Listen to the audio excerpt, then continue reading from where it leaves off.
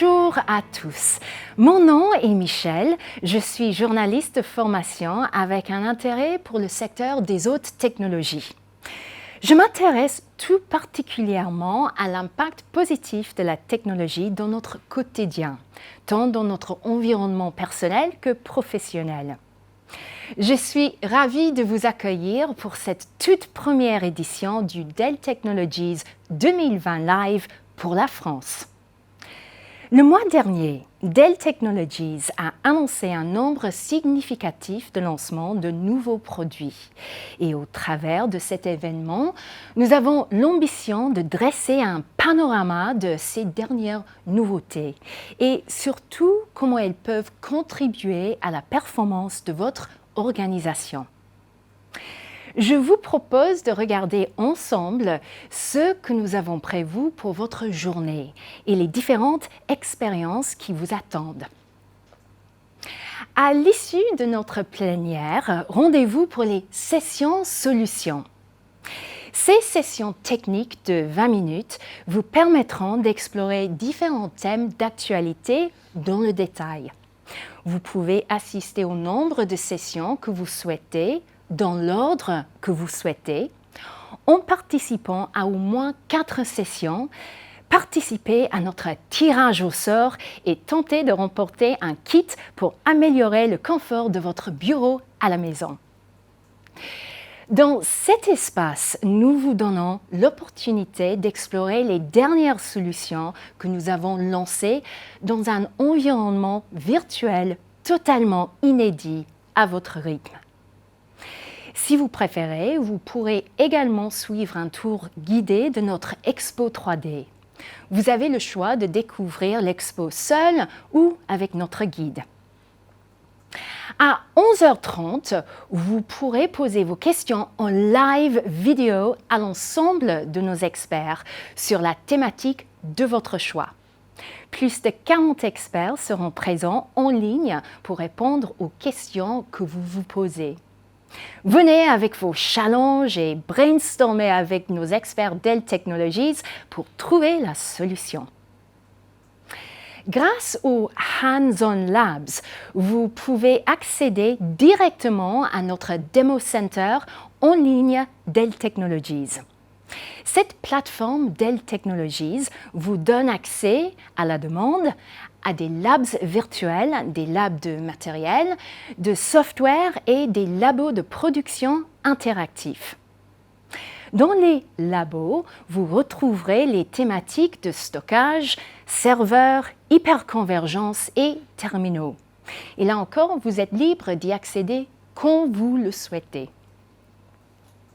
Il est temps pour moi de laisser la parole à Stéphane Huet, Senior Vice-président et General Manager pour Dell Technologies en France. Stéphane. Merci Michel. Bonjour à tous. Ravi d'être avec vous aujourd'hui, tout du moins virtuellement à travers cet événement. Avec vous virtuellement puisque nous sommes encore suite à une grande période de bouleversement dans un mode de télétravail. Je voudrais profiter de cet événement pour tout d'abord partager avec vous quelques enseignements que l'on a pu tirer de la période des 3 derniers mois que nous avons traversés. Bouleversements qui ont été forts dus au confinement, mais bouleversements et période qui a permis aussi de faire émerger de nouvelles opportunités. Alors, si je reviens tout d'abord sur ce que l'on a pu voir, on a pu voir un grand basculement de la majorité des travailleurs en mode télétravail. Je dis bien la majorité, puisqu'il fallait que certains travails exigeaient toujours le présentiel et la présence au contact du terrain. Mais pour une grande partie au sein des administrations, des entreprises, une grande partie des fonctions ont pu être basculées en télétravail. La fameuse 3e ligne dont notre président sur laquelle notre président s'est exprimé. Et un des enseignements principaux que l'on a vu, c'est qu'après une phase de précipitation où il a fallu rapidement équiper un grand nombre de collaborateurs pour permettre le télétravail, derrière, les sociétés se sont organisées à la fois en termes d'outils, de processus, parce que l'ensemble des applications et des infrastructures qui sous-tendent ce télétravail n'étaient pas encore prêtes pour prendre de façon aussi massive autant de collaborateurs. Donc après cette adaptation, elle a permis de retrouver un mode de travail normal. Et quels ont été donc les enseignements de cette deuxième phase, une fois que le mode de travail, de fonctionnement normal était repris? C'était l'adaptation pour les entreprises, pour les administrations, à créer de nouveaux services adaptés à la demande et au contexte que nous vivions. Et là, l'environnement applicatif et une fois encore les infrastructures des data centers et des environnements multi-cloud sous-jacents ont été essentiels pour permettre aux sociétés qui étaient prêtes de s'adapter, de créer, d'innover et d'apprendre dans ce contexte où chaque jour nous découvrions de nouveaux besoins, une nouvelle demande. Et donc l'enseignement probablement essentiel de cette deuxième phase aura été l'importance de la modernisation des infrastructures, que ce soit dans le data center, mais aussi dans l'environnement multi-cloud pour gérer de façon automatique, à distance et souple, le lancement de nouveaux services. Donc, finalement, un enseignement majeur aura été l'apport de la technologie dans la résilience de notre économie et de notre société, premièrement, et deuxièmement, dans l'émergence de nouveaux besoins et d'une adaptation probablement plus importante de la technologie qui était vue initialement comme un outil et un support, en passant maintenant au cœur opérationnel de nos sociétés, en permettant de garder un lien social, là où la technologie était vue plus comme une menace, elle a été une véritable opportunité, et cela nous permettra de travailler dans un monde de demain, de construire un monde de demain qui sera beaucoup plus hybride et où l'ensemble des sociétés, des collaborateurs pourront tirer pleinement tous les bénéfices de la technologie. Pour n'en citer que deux, demain, que la technologie nous offre et qui nous permettrait de relancer l'économie. Je citerai les opportunités avec l'arrivée de la 5G, qui va permettre de lancer de nouveaux services extrêmement dynamiques. Et puis, l'intelligence artificielle qui permettra aux sociétés, aux collaborateurs d'aider à prendre des décisions dans des environnements extrêmement rapides et extrêmement changeants. Voilà, je ne vous en dis pas plus, de nombreux ateliers vous sont proposés plus tard dans la matinée pour voir et approfondir ces sujets, mais je voudrais d'abord passer la parole à Adrian McDonald, président IMIA de Dell Technologies, qui va partager avec nous une perspective européenne. Adrian? Hello, and welcome to Dell Tech Live 2020. We already knew that we lived in a fast-changing world. We knew that we lived in the digital age, the data decade, when the definition of our companies would be defined by our digital presence. COVID-19 has only accelerated those trends. As Michael Dell said recently, we have seen probably 2 to 3 years of digital development in just the last 2 to 3 months. I'm seeing my customers then looking at the experience of COVID-19, looking at how that changes the market, looking at how that changes healthcare, looking at how that changes the government response to providing digital services going forward. And what do we find? We find that the common conception is that we need way more digital, not way less. All of us are focused on essentially 3 things. We are focused on, number 1, winning in the digital age. Increasingly, everything that we do is digital. The services that we provide, the risk management, the brand equity, customer loyalty, customer experience, all driven digitally. Companies that can sell one-to-one to a customer, who can deliver one-to-one to a customer, who can analyze customer experience, are the ones that are winning big in this current environment. Likewise, governments are trying to find out more about what their citizens want, how to keep them healthy, how to keep them prosperous, all being driven through their digital platforms. So we're looking for a dramatic acceleration of digital. This changes the way that we work. This changes the way that we think. This changes the way that we express our company and the way that we express our essential value into the market going forward. And that's what Dell Tech Live is all about. From a Dell Technologies perspective, we take those three essential business needs and we convert those into digital outcomes. We start off with, candidly, the biggest, richest, widest, deepest product portfolio in the industry, and we combine those together around the essential tasks that our customers are focused upon. I would say that those are application modernization, container strategy, cyber resilience, cyber security, and building your version of multi-cloud. So I spend most of my time with the boardrooms of Europe on those very subjects. At Dell Technologies, we are dedicated to your digital outcomes. We spend $4.6 billion a year on research and development, primarily on software development, to ensure that you achieve your digital outcomes. I look forward to you enjoying Dell Tech Live 2020. Please get all the answers that you wish. If you get the chance to ask questions, please ask questions. Have a great time, and I look forward to seeing you again very soon. Merci pour ce partage, Adrian. J'invite maintenant Sébastien Verger, CTO pour Dell Technologies France, à nous rejoindre pour partager ses réflexions sur ces derniers mois et ce qui nous attend. Sébastien. Merci Michel. Bonjour à tous, je suis ravi d'être avec vous ce matin. Alors, ce que je vous propose, c'est de voir ensemble et de parcourir un petit peu plus en avant que ce qu'ont pu le faire Stéphane et Adrian dans leurs introductions, comment Dell Technologies va vous accompagner pour innover avec vous, pour répondre avec vous aux problématiques qui sont les vôtres. Alors, bien évidemment, le temps est compté, donc on n'aura pas le temps, on n'aura pas l'opportunité de balayer l'ensemble des sujets que Dell Technologies est capable de traiter actuellement. Je vais ce matin me concentrer sur 4 de ces sujets d'actualité sur lesquels nous avons au quotidien des échanges avec nos clients. Le premier, sans grande surprise, va être le télétravail. Je sais que Stéphane et Adrian ont déjà évoqué ces notions de télétravail. Je voudrais juste apporter un certain nombre de compléments par rapport à cette notion. Alors, une petite statistique pour commencer. Avant l'épisode Covid, les études montrent qu'à peu près 20% des populations, donc de personnes qui utilisent l'outil informatique au quotidien, travaillaient effectivement à distance. Seulement 20%.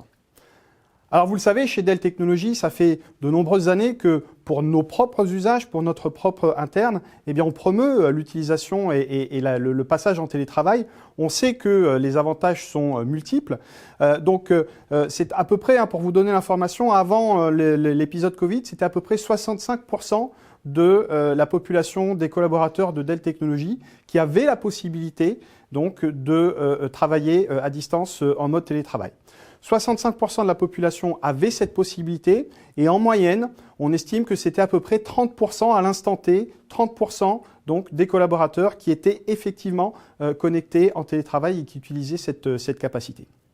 Alors bien évidemment, le Covid a complètement bouleversé la manière dont nous travaillons tous, aussi bien chez Dell Technologies que chez l'ensemble de nos clients, à tel point que pendant les périodes de confinement, c'est 90% de la population de Dell Technologies qui était concernée par le télétravail et qui effectivement travaillait en remote. Alors 90% de la population de Dell Technologies, ça veut dire par exemple, un chiffre impressionnant s'il en est, 120 000 personnes en moyenne étaient connectées sur nos systèmes informatiques et sur nos VPN à l'instant T. Alors 90%, pourquoi pas 100%? Les 10% qui restent, ce sont les techniciens, les populations de Dell Technologies qui sont au contact avec nos clients. On a besoin de ces populations pour, bien évidemment, continuer de maintenir en condition opérationnelle les systèmes qui sont chez nos clients et puis continuer, bien sûr, de vous apporter du support et de venir réaliser les installations sur les sites, y compris pendant la période de confinement. Et je voulais profiter de ce matin pour rendre un hommage à l'ensemble de nos collaborateurs du support et des services qui, pendant la période de confinement, ont continué de se rendre sur les sites pour réaliser ces gestes techniques qui, bien évidemment, ne peuvent pas être réalisés à distance. Bien sûr, on prenait toutes les précautions nécessaires, toutes les précautions d'usage, mais je voulais vraiment leur rendre un gros témoignage parce que sans eux, on n'aurait pas pu continuer de vous apporter ce service. Alors, les bénéfices de l'utilisation du télétravail sont multiples et finalement, on est en train de découvrir de nouveaux bénéfices. les discussions que nous avons avec nos clients montrent qu'on est arrivé dans une nouvelle phase par rapport au télétravail. Et d'ailleurs, on pourra approfondir cette notion de télétravail dans la session. Il y a une session donc, ce matin, juste après la keynote. Donc, il y a un certain nombre de sessions technologiques qui vous sont proposées. Il y en a une qui est dédiée au télétravail. Donc, vous pourrez vous y rendre. Et clairement, vous y trouverez un certain nombre de réponses par rapport à la pérennisation du télétravail. C'est typiquement le genre de discussion que nous avons aujourd'hui au quotidien avec de nombreux clients qui ont bien évidemment passé la phase d'urgence où il était nécessaire dans un premier temps d'équiper aussi bien en matériel qu'en logiciel l'ensemble des collaborateurs pour qu'ils puissent continuer d'assurer le service. Et aujourd'hui, avec le déconfinement progressif, eh bien, finalement, le constat est fait que ça marche. Stéphane vous l'a dit tout à l'heure dans son introduction, on estime avoir gagné en termes de rapidité et de maturité à peu près 5 ans sur le rythme tel que on le voyait jusqu'à présent. Donc aujourd'hui, les questions qui se posent sont clairement quelle population, dans quelle mesure je vais pérenniser et qu'est-ce que je vais pouvoir leur apporter. Et très clairement aujourd'hui, eh bien, on passe sur un autre domaine de réflexion. Et typiquement, on pense bien évidemment sécurisation, mais on pense aussi confort et productivité des équipes qui vont être emmenées à travailler à distance. Et de ce point de vue, eh bien, on a bien évidemment chez Dell Technologies de nombreuses solutions à vous proposer et une belle stratégie à partager avec vous dans cette session. Le deuxième sujet sur lequel je voulais mettre une emphase ce matin, c'est la transformation digitale. Alors la transformation digitale, on utilise bien souvent le terme de 4e révolution industrielle pour évoquer la transformation digitale. Et dans la transformation digitale, il y a 2 technologies qui sont absolument nécessaires dans leur mise en œuvre. Je veux bien sûr parler du big data et de l'intelligence artificielle. Alors parler big data et intelligence artificielle nécessite de profondément refondre la manière dont on travaille au quotidien, refondre la manière dont on fait du business. Pourquoi ? Simplement pour avoir un business qui soit orienté données, un business qui soit orienté data.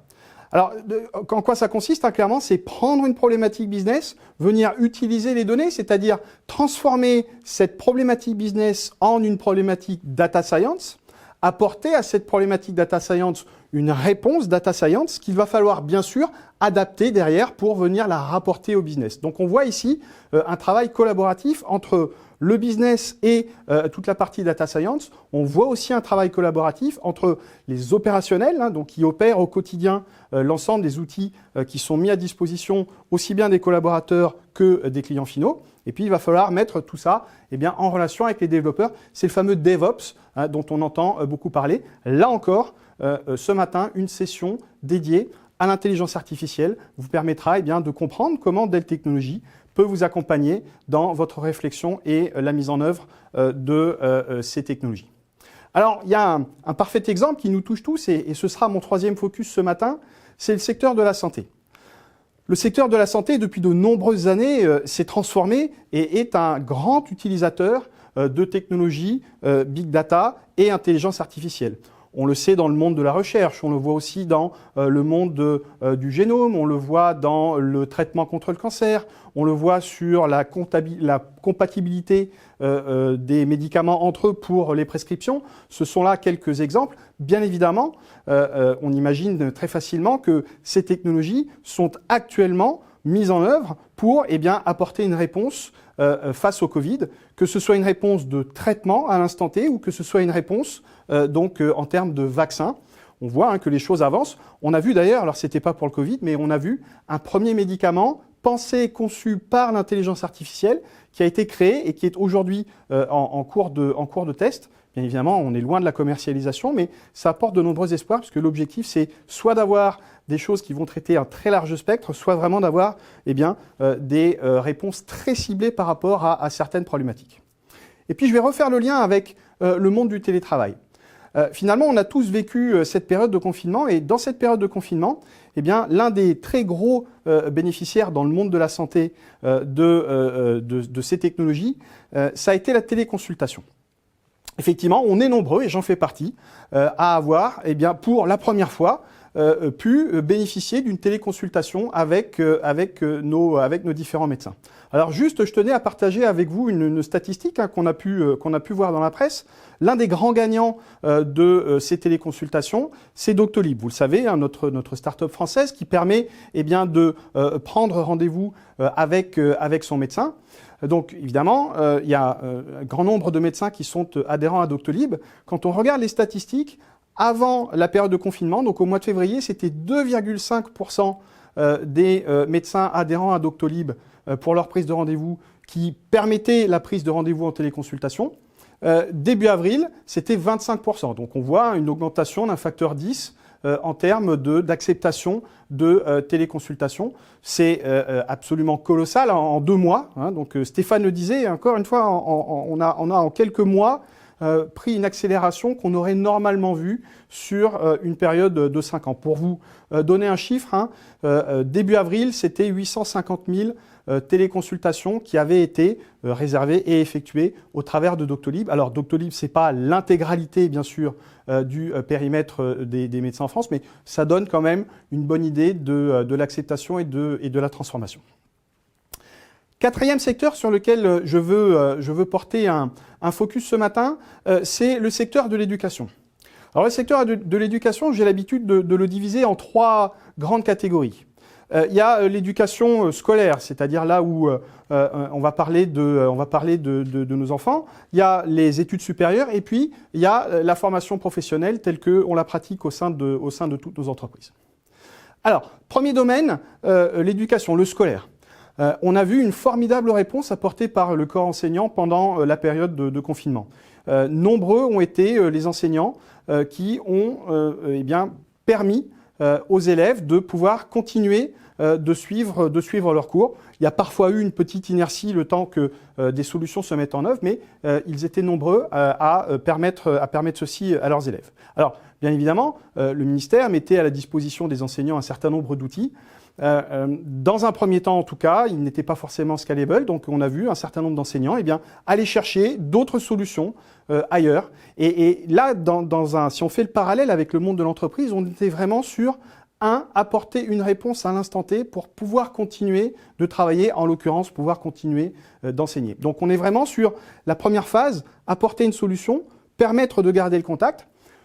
Ça a duré le temps que ça devait durer. Clairement, aujourd'hui, si on souhaite pérenniser, on est là encore sur quelque chose que j'évoquais tout à l'heure sur le télétravail, mais appliqué à l'éducation, c'est-à-dire réfléchir à des solutions pérennes qui vont pouvoir permettre aux élèves et aux enseignants de garder contact et de suivre un certain nombre de formations avec bien évidemment toutes les garanties en termes de sécurité et de confidentialité pour que tout un chacun puisse, pourquoi pas, suivre un certain nombre de modules à distance. Dans le domaine des hautes études, cette capacité de pouvoir suivre des formations à distance n'est pas nouvelle, elle existe depuis de nombreuses années avec, bien évidemment, selon les pays, selon les écoles, selon les universités, des taux d'adoption qui sont variables. Quand on regarde la moyenne mondiale, on estime en 2016 que c'est à peu près 30% des étudiants en études supérieures qui avaient au moins suivi un module en e-learning. En 2018, c'était 35%. Donc vous voyez, on était sur une courbe d'adoption qui était en croissance bien sûr, mais en croissance faible. On n'a pas encore le chiffre de 2019, mais on peut s'attendre que, c'était aux alentours de 50%. Pour 2020, la réponse, on la connaît déjà. D'accord ? Ça va être 100% des étudiants qui auront eu la capacité de suivre des modules à distance. Maintenant, la grande question, ça va être dans quelle mesure est-ce que cette capacité de suivre tout ou partie de mes cours à distance, est-ce que ça va se pérenniser dans le temps ? Alors, je voulais partager avec vous ce matin un exemple. On va se projeter en Italie, on va aller à Milan, donc l'American School of Milan, donc une petite vidéo de témoignage qui va vous permettre de voir typiquement dans le domaine de l'éducation jusqu'où on peut aller en termes de télétravail, téléapprentissage et utilisation de ces technologies. Being digital is more important than ever before. We just look outside the windows, right? Everybody's locked in their apartments. Folks can't get out. We're all, I think, involved in the greatest educational experiment ever. It's just absolutely essential that we're able to stay connected with our kids, they're able to stay connected with their teachers, that we're all able to continue to deliver a program. Here we go.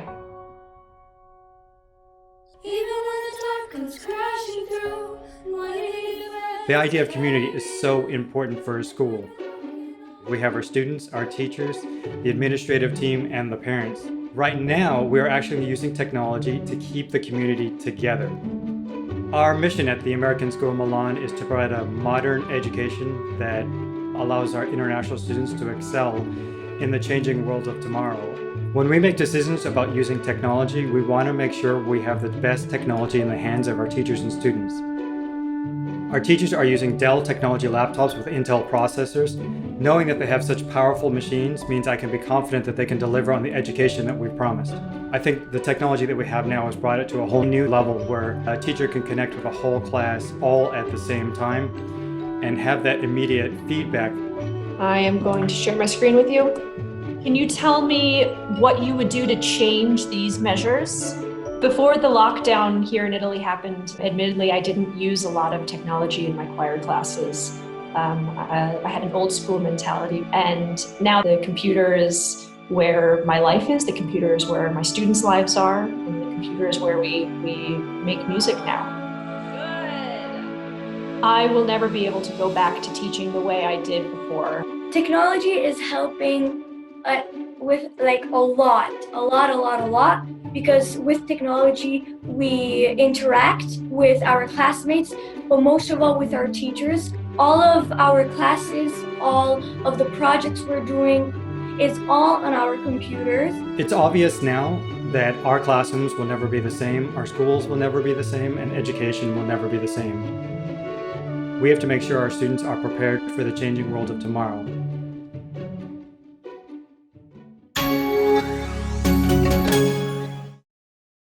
Voilà, je pense que cette vidéo est un très bon exemple de jusqu'où on peut aller quand on réfléchit la formation au travers de la technologie, plutôt que, encore une fois, apporter une réponse à un instant T à une problématique telle qu'elle existait.